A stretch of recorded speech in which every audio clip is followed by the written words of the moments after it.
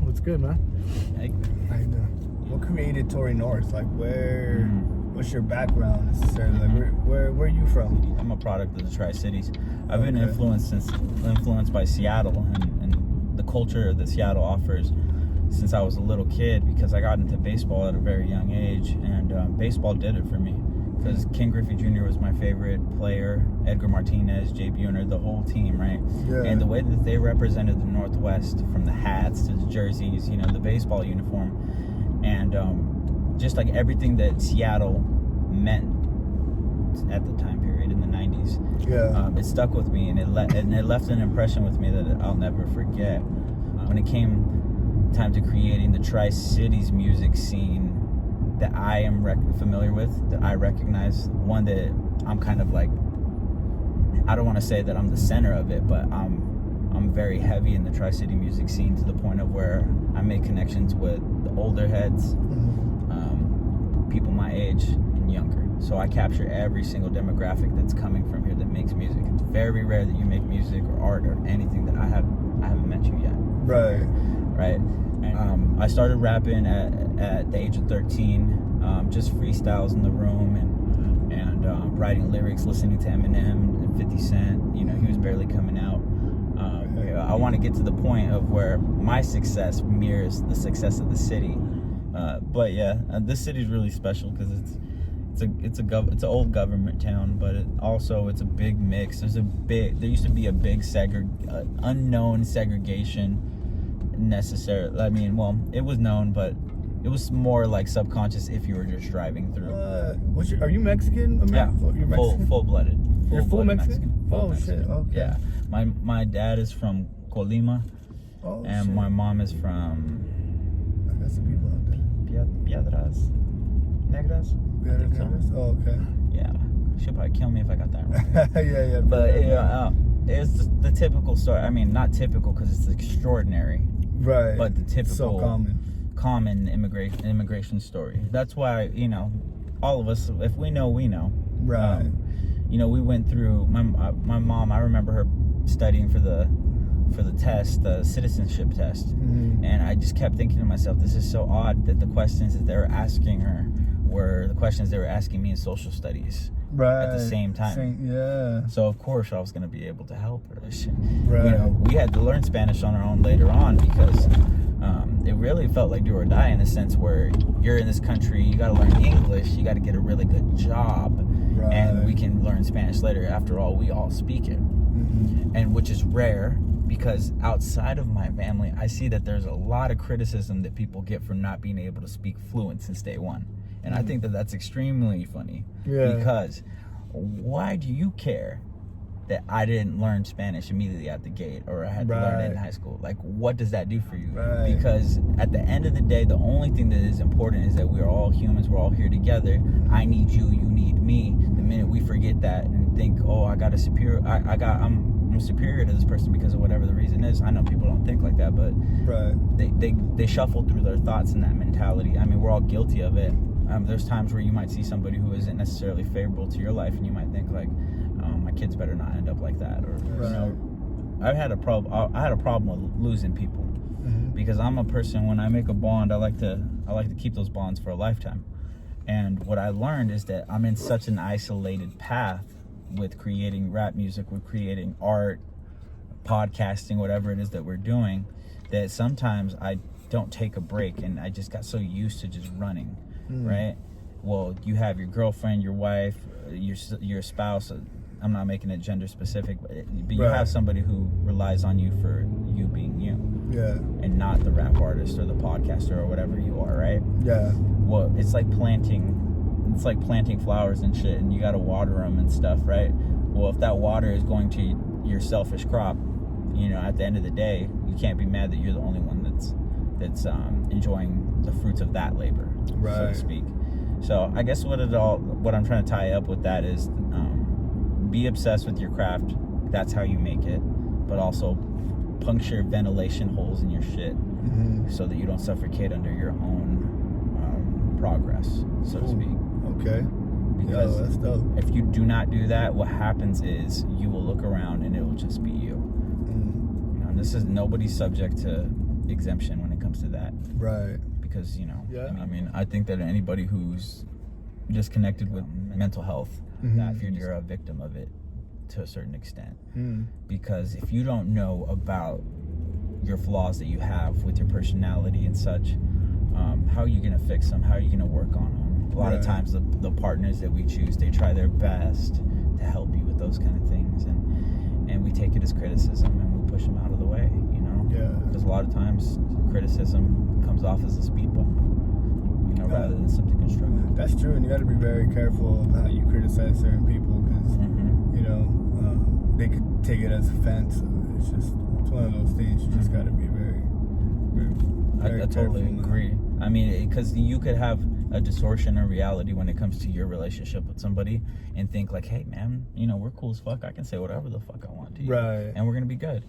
And then on the flip side, they could be like, I'm tired of holding up the front that everything is okay when it's not. So they got their own turmoil, and then you're over here on your side of things thinking everything's all good. And when then there's a break and the communication happens, like, hey dude, can you chill the fuck out? Like, you're really starting to rub me the wrong way. Oh dude, I thought we were cool, I thought everything was fine, why are you? Once you get that conversation going, then you can usually find your way out. And if people are friends, they usually sand things through. It's so crazy, because for the longest time nobody talked about the things that you can't necessarily touch, like the feelings and emotions that come along with being a human being on a rock spinning in the universe, because we all have questions about the Illuminati and secret societies and artificial intelligence and what kind of tools are available for tracking people and things of that nature, right? Well, open your eyes and see what they're using right in front of you. And how do you feel about I think we talked about it last time, like the artificial intelligence, as far as like how it's starting kind of slowly to move in that direction, as far as like you got like Alexa now, you got Siri, you got Teslas, so on and so forth, even to the point where they're building like actual droids now. How do you feel about that? What do you think that's gonna lead to?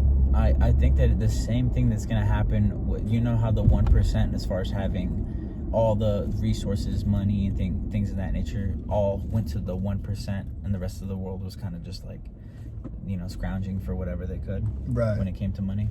The same thing's going to happen with artificial intelligence, meaning the 1% of designers and people who are able to create artificial intelligence, maybe Elon Musk can fit in that category, they are going to be the ones who benefit monetarily from this, and everybody else will suffer.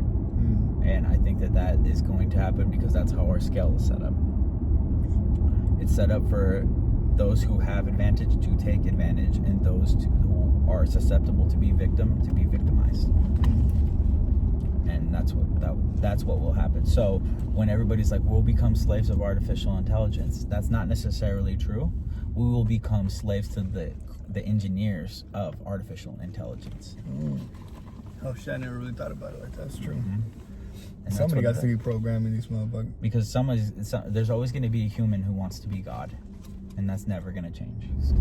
So it will become so user-friendly to become powerful that this 1% or this one entity will control the world in a way that we've never experienced, and we can't even fathom it. So holograms will come into play, warped realities, parallel teleporting will come into play. The fourth dimension will be mastered. That's going to be scary, because that's when reality will become a dream, in a sense, for a lot of people. We won't be able to tell what's real. They won't be able to tell at all, because everything will blend in with the internet at one point. If you ever did the 23andMe thing, you start to see some really interesting stuff too as well. 23andMe? Oh, is that the DNA thing? That's the DNA thing. Yeah, and it's crazy to think that we have the access now to do that ourselves, where, back in the day, like, bro, it was fucking mission, you know that they're solving crimes with the DNA that people are submitting. I was just gonna say, didn't they find some serial killer? Right? Yeah. So they found like a serial killer. But if you think about it, this is scary, because if they can use your saliva to retroactively, to pursue cases that were backwards. If they're able to go backwards to actually reverse crimes, so to speak, then you have something interesting that's happening. You have almost like one of these dystopian movies that everyone's so afraid of, like Minority Report or Looper, or where people can get arrested or incarcerated or prosecuted for something that hasn't happened yet, right? Oh, yeah. So it's kind of the same thing, but in reverse, right? People need to understand something that's scary, because just like your data can be sold to the highest bid, so can your DNA.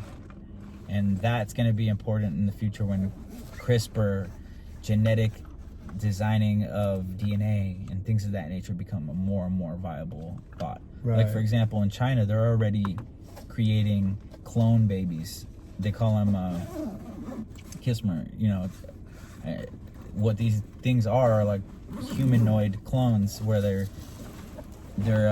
test tube babies, like, in a sense. And they're like they look like humans and shit? They're humans. They're crawling. We know for a fact that China has created clones that have crawled. What the fuck? I didn't know that. So that's why people are scared about a lot of things that are going on in the world, because the reason for you to push aggression in a military force could be because you're trying to, get somewhere else in a different field. Like advance it. Yeah, you're trying to advance to your medical field, and maybe you need more land. Yeah, because war is always very it's very strategic, like when we went to war in Iraq, it was for, they had a lot of, the terrorist attack, blah, blah, blah, but at the end of the day, it ended up being for the oil. They're like, oh, they have weapons of mass destruction. They never found weapons, but we found a gang of oil. We took over a bunch of land. And so it was like, oh, okay. So it was a strategy move, It was in the name, though. Did you see it? No. The name of the operation? What was it? Operation Iraq Liberation. Oh, right, to liberate, supposedly. So what are the acronym of Operation Iraqi Liberation? What is that? Operation Iraqi Liberation. OIL? Oil. Everything that they did in Iraq was for oil. And they put it in our face. God damn. And those are the games that they play when... Like, it just blew my fucking mind right now, bro. Literally. Yo. That's what they will do. Like, the powers that be will do that. They will put something in your face and make you, like, it's an everyday thing. And it's because it's hidden in plain sight. Holy shit. Yeah. This blew my fucking mind, Tory. God damn, that's why I wanted to have you on this shit. But that's what's going on. That's crazy, bro. That's crazy. Because I fucking never even put that together, like, ever. I got chills when oh man, that's wild. And that's why when you see things like that and you try to point it out to the masses, you're really shooting yourself in the leg, because if they're not ready for that, they're not gonna see it. Some people ignore it. Yeah. And that's what's going on. These are forces that are demonic in a sense. Depending on what your definition of demonic is. I happen to think there's good, there's bad, and then there's evil. So humans are good and we're bad. But when we're evil, we're not human. When we're evil, we are actually channeling something that isn't us. Something deeper. You think it's something deeper or something outside of us? I think it is a different realm.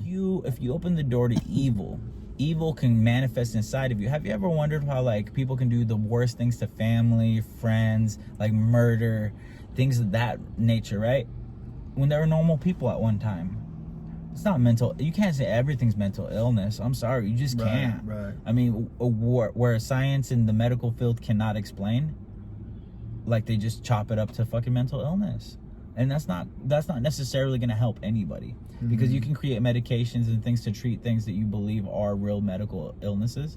But what happens when somebody has a spiritual, possession and then drowns their cousin? You know what I'm saying? Man. And we gotta understand that this world is real. We have to, or else we will never be able to prepare ourselves for what the future may hold. Because there could be societies of people who are empty. Yeah, let's get it, man. You already know. All right, man. I'm with it, man. I got your email, you got mine. Yeah.